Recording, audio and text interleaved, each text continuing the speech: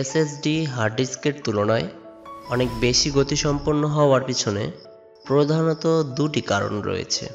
Fact number 1, access time.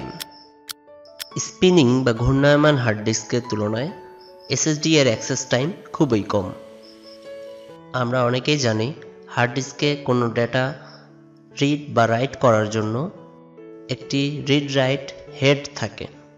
Hard ডিস্কের হেডটিকে একটি নির্দিষ্ট স্থানে নিয়ে যেতে হয় এবং হার্ড ডিস্কের অসংখ্য সেক্টরের মধ্যে একটি নির্দিষ্ট সেক্টরকে রিড রাইট হেডের নিচে থাকার জন্য অপেক্ষা করতে হয়। রিড রাইট হেডের নিচে সেক্টরটি আসতে ঠিক কতটুকু সময় লাগবে তা নির্ভর করে হার্ড ডিস্কের আরপিএম বা ঘূর্ণন গতির উপর। এই গতি গড়ে প্রায় T⁻10 মিলিসেকেন্ড। অন্যদিকে এসএসডি এর কন্ট্রোলারকে এসএসডি এর ভিতরে অবস্থানরত ফ্ল্যাশ চিপগুলোতে একটি কমান্ড পাঠাতে হবে, যা কয়েক মাইক্রোসেকেন্ডের মধ্যে ফিরে আসে। অর্থাৎ আমরা বুঝতে পারলাম হার্ড ডিস্ক ঘূর্ণন গতির উপর নির্ভর করে তথ্য পড়তে, লিখতে বা অনুসন্ধান করতে পারে, যার সময়কে হিসাব করা হয় মিলিসেকেন্ডে, এবং এসএসডি বৈদ্যুতিক সিগন্যালের মাধ্যমে তথ্য অনুসন্ধান, পড়তে বা লিখতে পারে। এসএসডি এর সময়কে নির্ধারণ করা হয় মাইক্রোসেকেন্ড বা ন্যানোসেকেন্ডে। তাহলে প্রথম ফ্যাক্টে আমরা বুঝতে পারলাম এসএসডি কেন হার্ড ডিস্কের তুলনায় উচ্চ গতিসম্পন্ন হয়ে থাকে। চলুন জেনে নেওয়া যাক হার্ড ডিস্কের তুলনায় এসএসডি এর উচ্চ গতির দ্বিতীয় ফ্যাক্ট। ফ্যাক্ট নাম্বার 2, প্যারালালিজম বা সমান্তরালতা।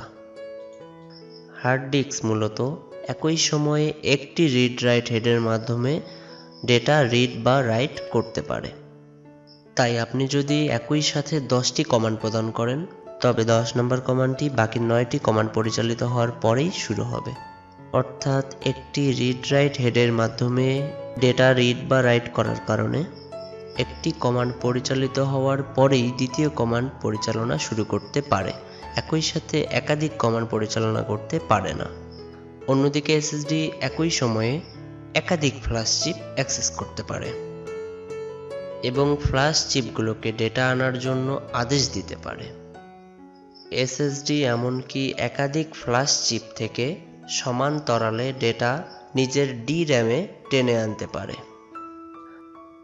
বেশিরভাগ বাজারে বিক্রয়কৃত এসএসডিগুলো সমান্তরালভাবে কমপক্ষে 4টি অনুরোধ পরিচালনা করতে পারে। এসএসডি এর অভ্যন্তরীণভাবে একটি কন্ট্রোলার চিপ সহ পৃথক অভ্যন্তরীণ বাসে একাধিক মেমোরি এলাকা থাকে। মূল বিষয় হলো কন্ট্রোলার ডেটা বিভক্ত করতে পারে এবং একাধিক মেমোরিতে ডেটা একযোগে লিখতে বা পড়তে পারে। তাহলে আমরা বুঝতে পারলাম হার্ড ডিস্ক একটির পর একটি সিরিয়াল অনুযায়ী কমান্ড পরিচালনা করে থাকে এবং এসএসডি একই সাথে একাধিক কমান্ড পরিচালনা করার জন্য হার্ড ডিস্কের তুলনায় অনেক বেশি গতিসম্পন্ন। সো শিক্ষার্থী বন্ধুরা, আজকের ভিডিওতে আমরা জানলাম এসএসডি কেন হার্ড ডিস্কের তুলনায় বেশি গতিসম্পন্ন হয়ে থাকে।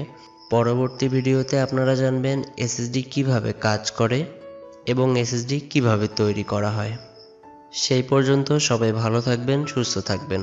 আসসালামু আলাইকুম।